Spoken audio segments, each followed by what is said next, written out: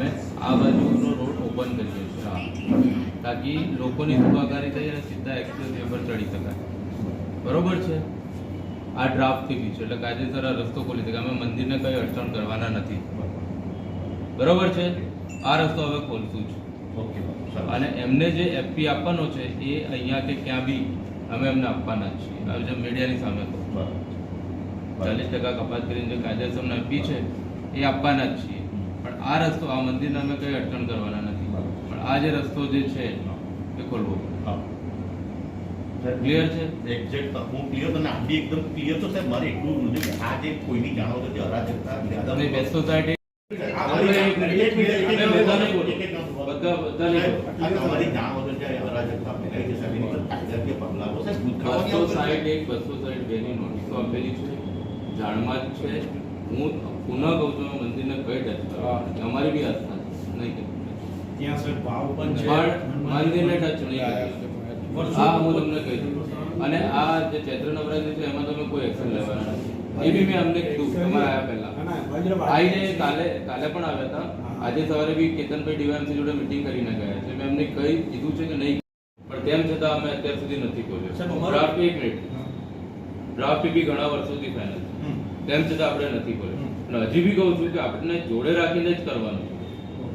પછી પ્રશ્ન ક્યાં છે અમને સમજાવી દીધું છે. હમણાં અમે રસ્તામાં ઉભા રહીને 2 મિનિટ સમજાવ્યું. કપાયરીને જે નેટ તમારો એફપી આવે છે આમ આપવા તૈયાર જ છે. પણ ટીપી ફાઇનાન્સ સાહેબ 6124 કે એવી કંઈક હતી ત્યારે 20% કપાઈ ત્યારે 5362 થઈ. 5362 માંથી ફરીથી 40% કપાઈ. અમારો એમાં જે મંદિર આવેલું છે નિંબાજ માતાનું એ માતાજીના મંદિરની પાછળની બાજુ એક રસ્તો ઓપન કરવાનો હતો. ટીપી ડ્રાફ્ટ છે સમાદુમાળ વેમાલી. ડ્રાફ્ટ ટીપીમાં રસ્તા ખોલી શકાય છે. 260, 261 અને 262ની નોટિસો એમને સર્વ થયેલી છે. એના કારણે એક રસ્તો ખોલવાના આશયથી ફેન્સિંગ અને એનું દબાણ દૂર કરેલું હતું. પરંતુ વચ્ચે મંદિર છે અને બધા લોકોની લાગણી છે અને એ મંદિર જે છે એને આપણે કંઈ પણ હરકત સરખું કે કોઈ પણ દબાણ દૂર કરવાની અત્યારે કાર્યવાહી કરતા નથી.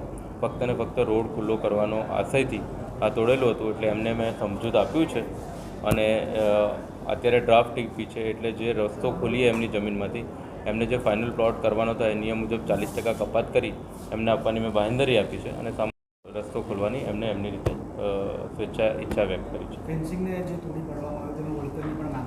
નહીં, વળતરનો પ્રશ્ન જ નથી કારણ કે એ 260, 261, 2ની નોટિસ આપેલી છે અને જે રસ્તો છે એ ઓપન કરવા માટે આ બંને નોટિસ આપેલી હતી ને એના કારણે જ આ ફેન્સિંગનું દબાણ દૂર કરેલું હતું. દબાણ શાખાના એટલે કે દબાણના નામે શહેરને સમાજમાં અરાજકતા ફેલાવવાનું કૃત્ય કાલે બદઇરાદાપૂર્વકનું કૃત્ય કાલે સાકાર કરવામાં આવ્યું. ગઈકાલે આ સમાજના કોઈ લોકો હાજર નહોતા ત્યારે ફેન્સિંગ અને કોટ તોડીને જતા રહેવું એટલે કોઈ મુદ્દો ભટકાવવા માટે ક્યાંક કોઈ રાજકીય નેતાના ઇશારે બિલ્ડરના ઇશારે આ સમાજને બીવડાવવા માટેનો કાલે શક્તિ પ્રદર્શન કરવામાં આવ્યું. માટે આજે માનનીય આદરણીય કમિશનર શ્રી પાસે અમે આવ્યા કારણ કે આ મંદિર રોડ પર બનેલું નથી. ત્યારે રોડનું નિર્માણ નહોતું થયું, ટીપી નિર્માણ નહોતું થયું. ઐતિહાસિક મંદિર છે 100 વર્ષ જૂનું. ત્યાં ઐતિહાસિક વાવ છે. તો આ જે બદઇરાદાથી આ કૃત્ય કરવામાં આવ્યું એના સવાલના જવાબ માટે અમે કમિશનર સાહેબ પાસે આવ્યા. કમિશનર સાહેબે અમને બાહેધરી આપી છે કે મંદિરને ટચ કરવામાં નહીં આવે. બરાબર છે, પણ આ જે તોડ્યું છે એનું સ્પષ્ટીકરણ કમિશનર આપી શક્યા નથી. માટે આ મેટરમાં કમિશનર સાહેબ પણ શંકાના ઘેરામાં છે. મંદિર એક તો જે કમ્પાઉન્ડ વોલ તોડવામાં આવી છે સદંતર ખરેખર ખોટી છે કારણ કે અમારી જગ્યાની અંદર આ મંદિર આવેલું છે, અમારી માલિકીની જગ્યાની અંદર આવેલું છે, ના તો કોઈ કોર્પોરેશનની બાપની જગ્યા છે. આ જગ્યાની અંદર વર્ષોથી જ્યારે કોઈ હાઈવે પણ નહોતો, જ્યારે ઇન્ટરનલ રોડ હતો ત્યારથી આજે 150 વર્ષ જૂનું મંદિર છે.